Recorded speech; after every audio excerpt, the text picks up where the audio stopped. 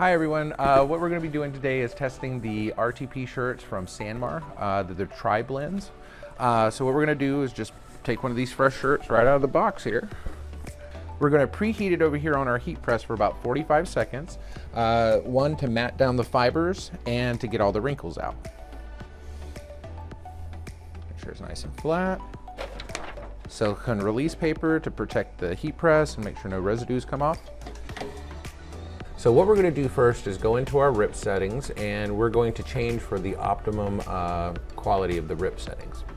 All right, so from here, I'm going to go to my G4 black photo because I'm going to be doing a black shirt. I'm going to go down here and choose my optimum print mode, so I'll do the 1200 by 1200. Then double click on my Q tab to go into the Q settings. Once in the Q settings, I'll go to my white layer. I'll go to my processing options. I will bump up my white to 100%. I leave my underbase strength at 0% under black because of the knock me blackout feature. And I use the choke at about 5. Then I will go to the color layer, go to the layer profile, turn on white so it'll print white ink during the color pass. Then go to my processing options, activate highlights, and then bump up my highlights to strong. So that way, when it comes back and does the color, any visible white areas will be hit with a little bit of white during that pass. And then this is ready to go. All right, from here, I'll go ahead and import my image. I'm using Adobe Bridge. From Adobe Bridge, I'll pull in, I've got this set up, the painted face. And just drag it right over here at the top of the C7 and drop it into the queue. Once it's in the queue, we'll designate the size that we want it to print. We'll go up to like 17.5 inches tall, nice big design. I'll move it down about 3/4 of an inch, so it's like centered. Then I'll go ahead and process it to see what my job cost will be. Once it has been processed, we'll go ahead and send it over to the machine by hitting the print button. This particular job is going to be $1.66 an ink. So we'll go ahead and hit the print. It'll send it over to our machine.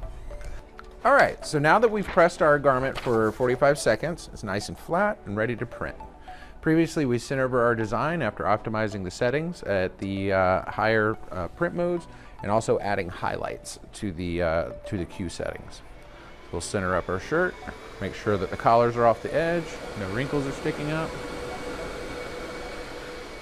Tuck it under, hit our load button, and she'll start printing.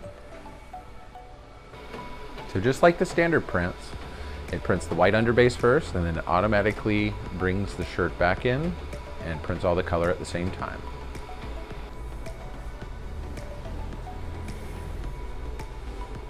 Once your print is complete, we're going to take it off of our machine. We'll go over here, lay it on the heat press, making sure nothing rubs up against the wet ink. Spread it out a little bit. What we'll do first to kind of lock in the ink so it doesn't kind of smash into the shirt is we'll hover the heat press for about like 30 seconds. That's indirect heat with no paper. Once we've finished the hover, we'll go ahead and place our protective sheet, which is our silicone release paper or the matte finish release paper.